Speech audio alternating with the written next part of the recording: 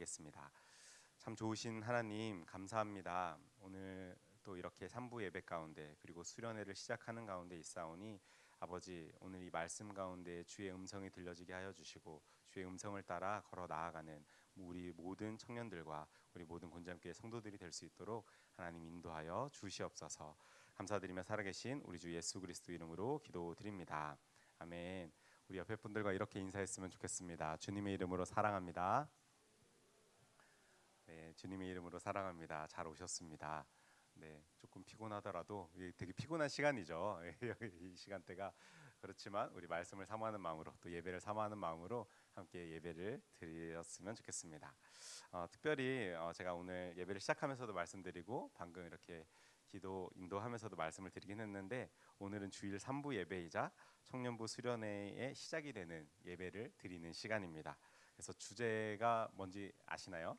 주제, 청년들 주제가 뭔지 아시나요? 주께 다시, 줄인 말이죠. 주님께 다가가는 시간이란 말을 줄여서 이제 주께 다시 이렇게 했더니 누가 스키 다시라고 막 이렇게 했는데 네, 그런 거 아니고 주님께 다가가는 시간, 우리가 이 시간들을 통하여서 조금 더 우리 마음을 모아 하나님 앞에 나아가 보자, 이런 시간을 이제 마련을 했습니다. 동시에 하나님께 어떻게 더 가까워질 수 있을까, 이거를 좀 how to, 어떻게 하면 될까라는 방법에 대해서 좀 고민하는 시간을 가져보려고 합니다. 여러분, 한 통계에 따르면요, 우리나라 학생들의 공부 수행 능력이요, 전 세계로 비교했을 때 거의 최상위권이라고 합니다.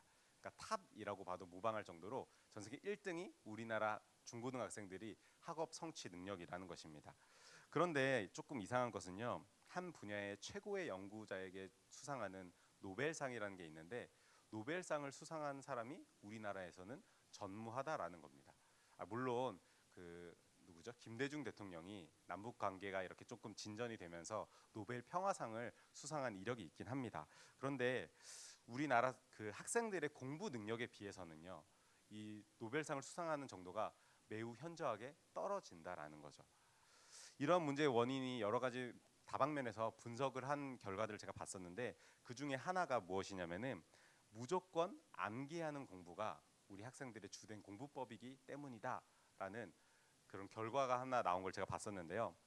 여러분, 이 시간 제가 약간 수학 시간 같을 수 있습니다. 제가 수학을 잘하진 못하지만 조금 이런 비유를 해드려야 이해가 빠를 것 같아서, 특히 우리 청년들은 확 머리 들어올 것 같아서 이렇게 말씀을 드리는데, 가령 여러분 수학에서 x 플러스 y 가로치고 제곱, 지금 보이시는 요게 풀어 헤치면 어떤 식이 되는지 아시나요? 우리 청년들 중3 때 배우는 겁니다.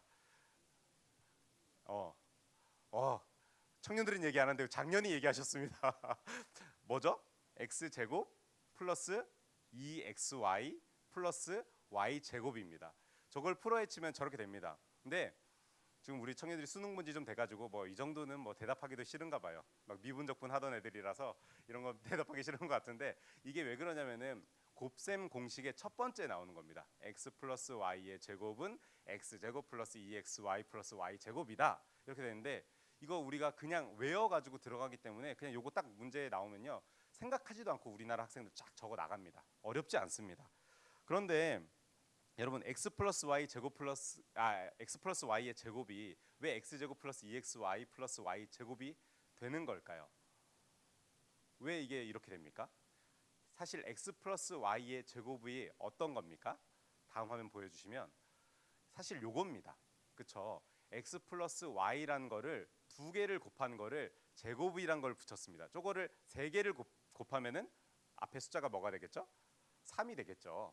그죠? 그런데 이 x 플러스 y 곱하기 x 플러스 y란 거를요, 풀어 헤치면 또 저렇게 되는데요, 앞에 가로에 있는 x를 뒤에 가로에 있는 x에 곱합니다. 그러니까 밑에 x가 두 개죠. x가 나오죠. 그리고 앞에 있는 가로의 x를 뒤에 있는 y에다가 곱합니다. 그러니까 x, y가 되죠. 그리고 또 뭐가 있죠? x 말고 앞에 가로에는 y란 게 또 있습니다. 그러니까 y도 뒤에 x와 y에 또 하나씩 곱하는 겁니다. 그랬더니 그 밑에 xx 플러스 xy 플러스 yx 플러스 yy 이런 게 되는 겁니다. 그래서 요거를 정리해 보니까 x가 두 개를 곱하니까 또 위에 두 개를 올려서 제곱을 해가지고 x 제곱이 되는 거고, 그리고 xy나 yx나 똑같은 거 아닙니까? 이게 두 개란 뜻입니다. 그래서 2xy가 되는 거고 또 y가 두 개니까 곱하기를 했으니 위에 2가 올라가서 yx. 그래서 결론적으로 x 플러스 y 제곱이란 거는 x 제곱 플러스 2xy 플러스 y 제곱 이렇게 되는 거죠. 벌써 눈을 깜빡깜빡거리시는 분들이 계신데, 네, 여러분 수학은요 사실 그냥 단순히 외워가지고 x 플러스 y 제곱이 x 제곱 플러스 2xy 플러스 y 제곱이다 이렇게 외우는 학문이 아닙니다. 어떤 학문입니까? 이런 과정들을 이해하고 사고력을 요해서 이 풀이가 왜 이런 결과가 나오는지를 이해하는 학문이 바로 수학이라는 학문입니다. 그래서 여러분 수학을 열심히 하는 사람들이나 수학을 잘하는 사람들을 보면은요 그 사람들한테 사고력이 높다고 하죠. 그리고 이해력이 빠르다고 합니다. 왜 그러냐면은 수학을 잘하는 사람들은요 과정을 이해하고 문제를 풀어내기 때문입니다. 그래서 수학이 우리 학생들한테 되게 중요한 기초 과목이 됐는데 우리 학생들 수포자라 그래서 굉장히 수학을 빨리 포기하는 수능 포기자인가요? 수학 포기자죠. 예, 수학을 포기하는 사람들이 굉장히 많습니다. 그런데 여러분 우리가 수학을 어떻게 공부하고 있습니까? 왜 수포자들이 생겨나는 걸까요? 문제를 이해하려고 하기보다는 이러한 공식들을 자꾸 외워서 문제를 풀려고 하기 때문입니다. 그럼 물론 이렇게 공부하면요 내신은 올릴 수 있습니다. 내신은 무슨 지금 학원 강의 같긴 한데 여러분 내신을 잘 올리려면은 잘 외워야 됩니다. 열심히 외워야 되고 열심히 공부를 하셔야 내신은 잘 올릴 수 있습니다. 그런데 문제는 뭡니까? 우리가 내신은 잘 받는 게 우리 끝일까요? 정작 우리 고3이 딱 지나가면서 보는 시험 뭐 있죠? 수능이란 게 있죠. 수능은요 외워서는 풀 수 없습니다. 수능에서 출제자들이 어떤 사람들이냐면 고등학교 선생님들이 아니거든요. 대학교 교수님들입니다. 그 학과 교수님들이 모여가지고 몇 달 동안 감금돼가지고 문제를 만들어내시거든요. 그래서 이러한 공식, 단순한 이 공식도 학생들이 과연 이해하고 있나 없나를 보기 위해서 아주 좋은 문제를 만들어내셔가지고 출제를 하는 게 수능이라는 시험입니다. 그러니까 단순히 외워서는 수능 문제를 풀기가 어렵죠. 그래서 내신을 아무리 잘 받는 친구도 수능이 조금 망가지는 이유가 바로 여기에 있는 것입니다.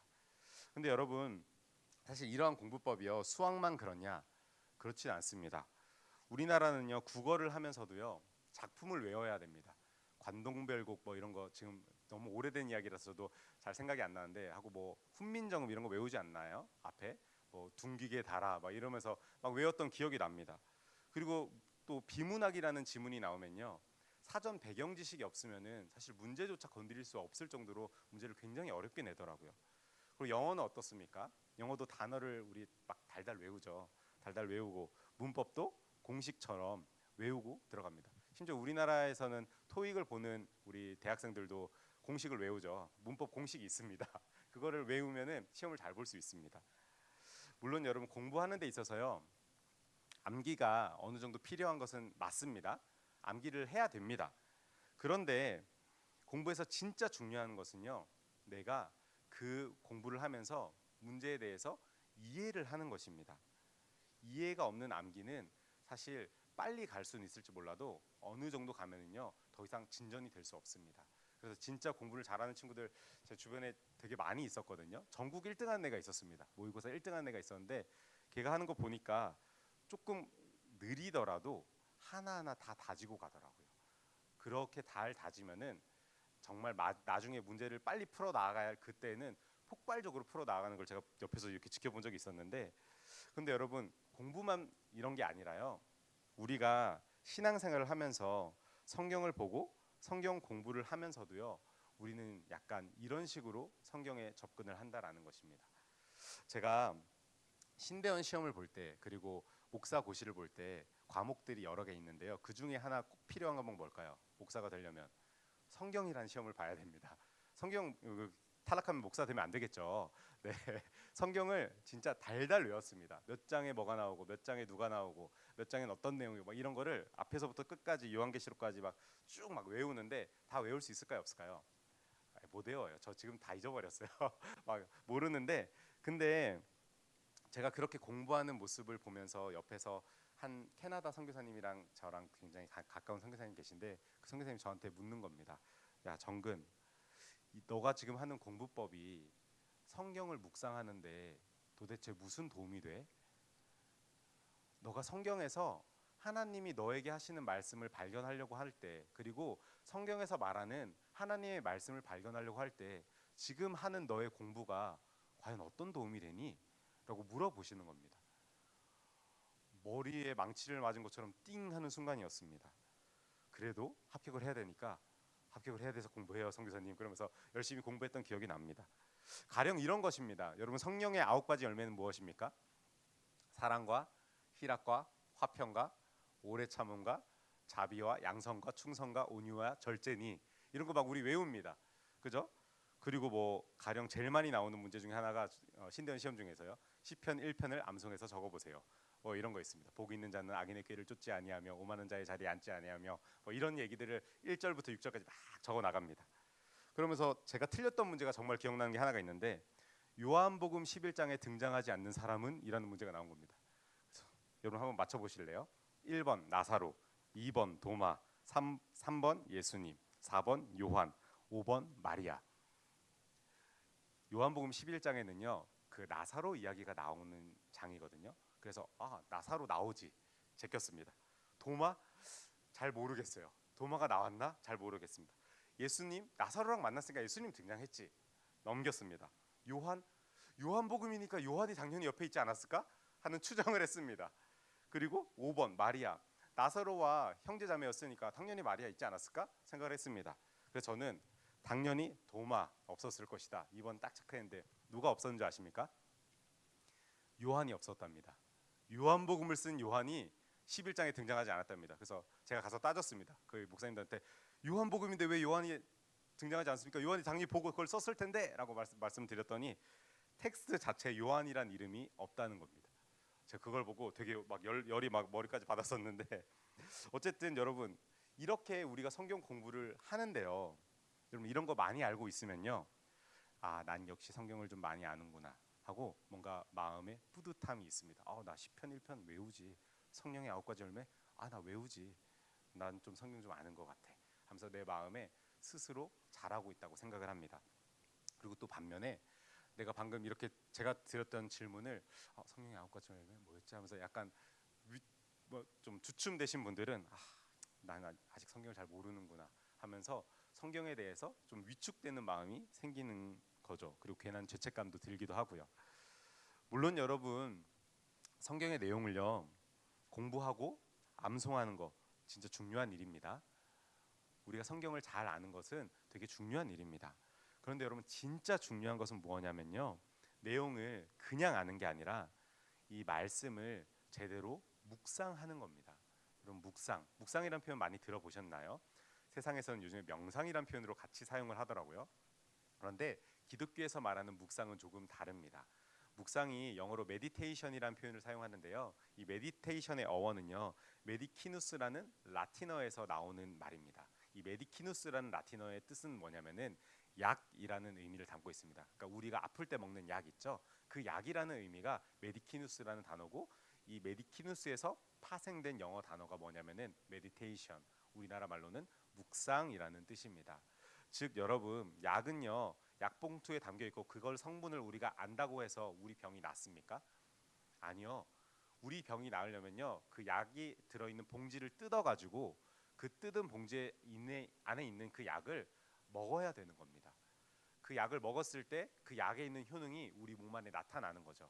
우리가 이 약을 먹기 전까지는 우리가 아무리 이 약의 정보를 잘 알고 있다고 하여도 약 봉지를 뜯지 않고 먹지 않으면은 우리가 그 약의 효과를 우리는 직접 볼 수 없다라는 것입니다. 여러분, 마찬가지로 말씀도 그렇습니다. 말씀을 지식으로만 공부하고 암기하면요 우리 머릿속에는 남아있을지 모르겠습니다. 그런데 정작 우리의 삶에는 그렇게 큰 영향을 말씀이 미치지 못한다라는 것입니다. 따라서 여러분, 우리가 말씀을 묵상한다라는 것은요 성경을 읽고 하나님의 말씀이 내 몸에 흡수가 되어서요 내 오장육부로 막 다 흩어져 가지고 모든 영양분이 다 들어가서 내 삶으로 그 말씀을 살아내는 것, 그것이 성경을 묵상한다라는 것의 진정한 의미인 것입니다. 그래서 여러분, 요한이 요한계시록을 쓰면서, 제가 몇 장인지 정확히 기억이 안 나는데 요한이 성경책을 먹는 장면이 나옵니다. 하나님께서 이 책을 먹어라라고 하면서 환상 속에 요한에게 나타나셔가지고 성경을 주어줍니다. 그리고 요한이 그 성경을 들고 먹습니다. 그래서 요한이 그걸 먹으면서 하는 표현이 무엇이냐면은 하나님, 내 입에는 너무너무 단데요 속에 들어갔더니 너무 씁니다 라고 말하는 것입니다. 여러분, 이렇게 요한이 말하는 것처럼 말씀을요 우리는 먹어야 되는 것입니다. 먹어서 우리 몸에 흡수를 시켜서 그 말씀을 우리가 삶으로 살아낼 때 그것이 진정한 묵상으로 가는 길이라는 것을 우리는 기억해야 합니다. 여러분, 오늘 본문도 이와 같은 말을 하고 있습니다. 오늘 본문 시편 119편 9절 말씀 우리 같이 한번 큰 목소리로 읽어볼까요? 시작.